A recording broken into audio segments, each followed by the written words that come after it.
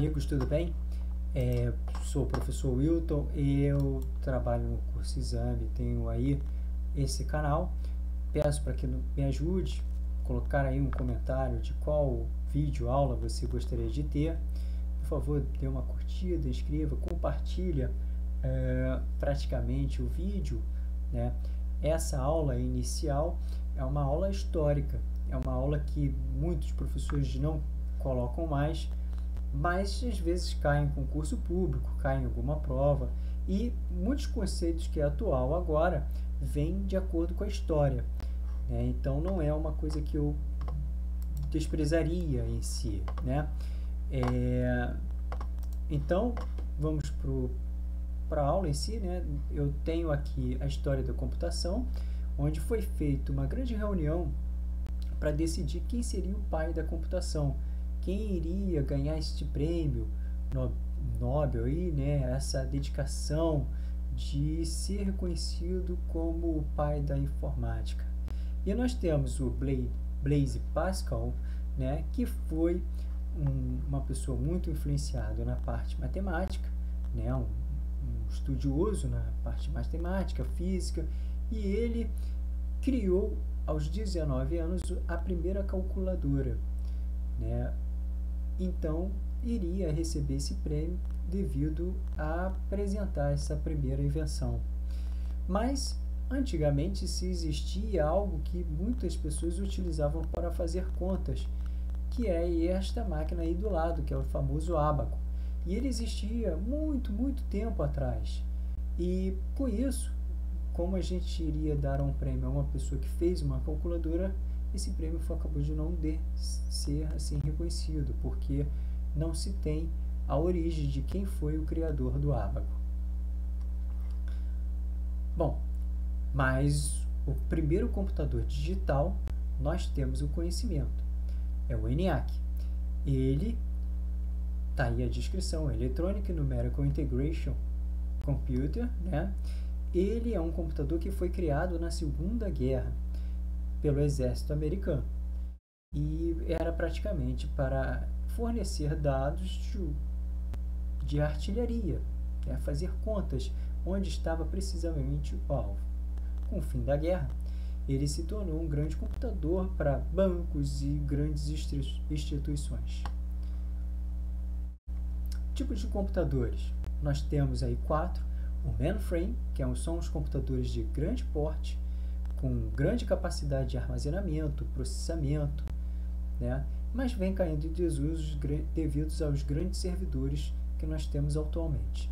Nós temos os computadores desktop, PC, né? O PC significa Personal Computer, né? Que são os computadores de mesa, né? Que nós temos em nossos escritórios. Temos os laptops, que vêm substituindo aos poucos os desktops, né? Que são os computadores mais portáteis e parece um caderno, por isso o nome notebook, né? Ele se abre conforme um caderno, tem já o monitor, já o teclado. E temos os computadores handhelds, que são os computadores de mão, totalmente portáteis, tá? Que são os smartphones, os tablets, os iPads, os iPods. Divisão dos computadores, nós temos 2, o hardware e o software, tá? Hardware significa mercadoria. Hard, rígida, software, flexível. Parte rígida, a parte física seria a parte mecânica, a eletrônica, a eletromecânica. E a software flexível seria a parte lógica, seriam os programas em si.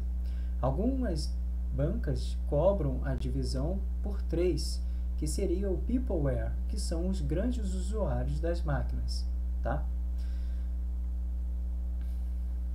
Tem aí 2 modelos de computadores, né? O CISC e RISC, tá? Que praticamente são os processadores. Alguns trabalham com um conjunto complexo de instruções, que é o modelo CISC, e o outro trabalha com um conjunto reduzido de instruções, tá? O modelo RISC. Temos agora componentes de hardware. Dispositivos, unidades, periféricos são sinônimos praticamente. Alguns chamam de dispositivo, outros de unidade. Mas o que a gente precisa é manipular a informação. A computação ela surgiu para manipular a informação. Então, eu tenho informação do meio externo e eu preciso introduzir a informação para o interior da máquina, eu vou utilizar um dispositivo, uma unidade ou um periférico de entrada. Tá? No caso, eu digitei a informação através de um teclado. Eu estou falando através de um microfone. Então, são dispositivos de entrada. Você já está conseguindo me ouvir? Está utilizando um periférico de saída, né? Uma caixa de som? Está conseguindo ler as informações? Está vendo através de um monitor? Então, está utilizando uma unidade de saída. Tá? E eu coloquei I/O por falar muito no inglês, que é in and out, tá? Entrada e saída em inglês, tá? Então, eu tenho dispositivos de entrada e saída. Tem aí o exemplo da multifuncional, que ele é um scanner, pode introduzir a informação para dentro do computador e ele é também uma impressora, ele pode extrair a informação através de uma folha, impresso. Tudo bem? Já caiu no concurso o seguinte, qual o dispositivo de entrada e saída? E as opções eram teclado, dispositivo de entrada, mouse, dispositivo de entrada, scanner, dispositivo de entrada e monitor, que está aí como dispositivo de saída. A opção correta seria o monitor, pois nós temos os monitores de touchscreen, que tanto eu posso introduzir informação teclando na tela, como posso ver a informação como um dispositivo de saída. Alguns exemplos de hardware, nós temos o processador, nós temos a memória, né, o hard disk, que passa a ser também uma memória, tá? E as placas.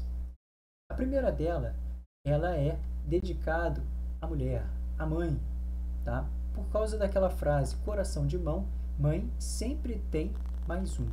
Então, tudo está contido nela, tudo está inserido nela. Por isso que ela é chamada de motherboard ou placa-mãe. Tá? Existem dois modelos de placa-mãe. A off-board, que não tem nada integrado nela. Eu preciso de outras placas instalar nela para poder funcionar outros periféricos. Ou as placas on-boards, que são as placas que já estão todas contidas nelas. Nesses dois modelos são duas placas on-board, pois já tem som, já tem áudio, já tem vídeo, todos inseridos nas duas placas. Tá? As placas off-board elas foram caindo em desuso, pois elas eram muito caras e o que bastava era simplesmente eu, numa simples configuração, desabilitar a opção da on-board. O que consta na placa-mãe?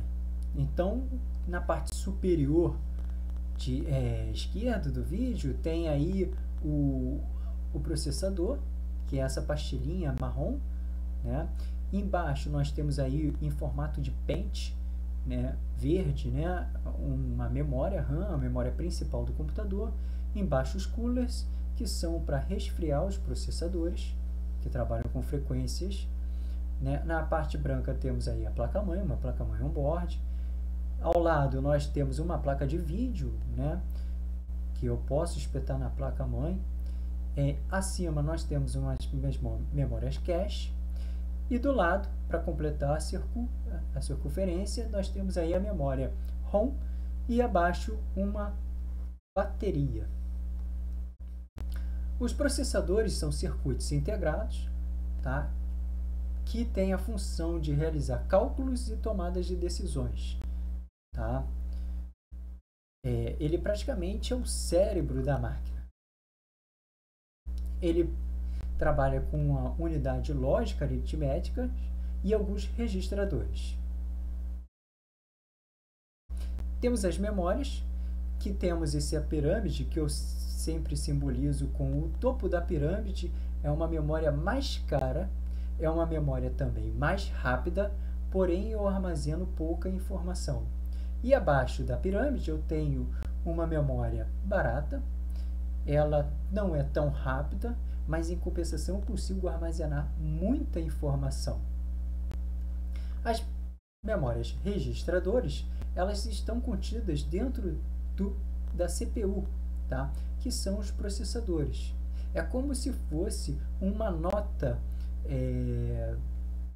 no meu bolso, né? Um pedaço de papel anotado com alguma informação no meu bolso. Serve para eu lembrar de algo, tá? Esses registradores fazem algumas técnicas de acelerar, fazer com que o processamento seja mais rápido, tá? Tem aí a técnica pipeline, que é essa técnica de fazer esse aceleramento, buscando as instruções contidas nos registradores. E nós temos aí a memória cache, que é uma pastilhazinha, um chipzinho soldado na placa-mãe, que é uma memória também eletrônica, que serve para acelerar o processo de acesso da informação. É como se eu tivesse uma gaveta em minha mesa, que o que não está anotado na minha nota no meu bolso, eu posso puxar a gaveta e buscar informação rapidamente. Isso faz com que o computador se acelere mais rápido, tá? Tem aí a memória cache. E nós temos na placa-mãe duas memórias principais. A memória ROM, que não é volátil, ela vem gravado de fábrica, né, as informações, e a memória RAM, que é uma memória volátil.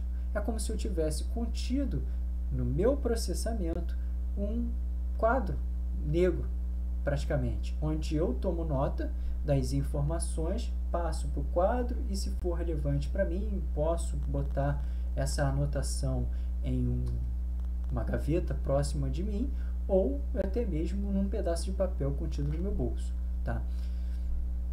Então, como é que o computador funcionaria? Eu pego da memória secundária a informação, um hard disk, eu busco essa informação, aloco na memória RAM, né, e tomo nota dessa cópia nas memórias cache e nas registradores do processador. Tá aí um exemplo da memória RAM. A memória RAM é em formato assim de pente, é uma memória volátil, tá? Tem aí alguns modelos de memória, a DDR2, a DDR3. Nota aí mais alguns segmentos de memórias.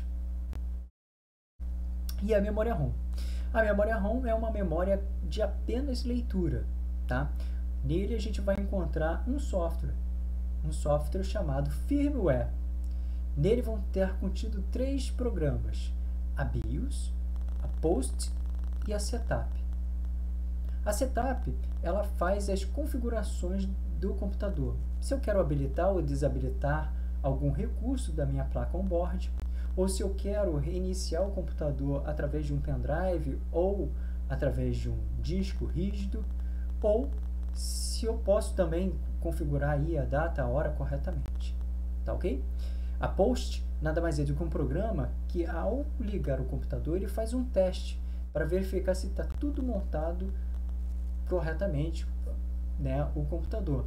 Passando no teste, ele apita e libera o computador para o usuário. Se não passar no teste ou tiver algum problema, alguma falha, ele vai fazer alguns toques informando o usuário que há algum problema para resolver. Como é que funciona o computador? Assim que eu ligo o computador, eu sou o processador. Eu vou até este firmware, vou até essa memória ROM, tá? E vou ler um programa chamado BIOS, tá? Antigamente a gente fazia uma brincadeira de bicho ignorante operando sistema, mas na verdade BIOS significa Basic Input Output System, que significa Sistema Básico de Entrada e Saída. Então ali o processador ele vai receber informação básica de como trabalhar com o teclado, de como trabalhar com o monitor, e o que ele tem mais de periférico ali à vontade, como por exemplo um hard disk ou um pendrive, e ele vai poder fazer a iniciação desses recursos para o usuário. Fazendo isso, depois ele passa para um outro sistema. Tá? Tem aí alguns tipos de memória ROM, tá? E eu citei para você ter uma ideia do porquê que serve uma memória de apenas leitura. Eu botei aí os famosos CD-ROMs e DVD-ROM para você ter essa facilidade aí de entender, tá ok? Bom, essa seria a parte básica do nosso curso. Próxima aula, nós vamos ver muito mais conteúdo. Não perca! Até mais!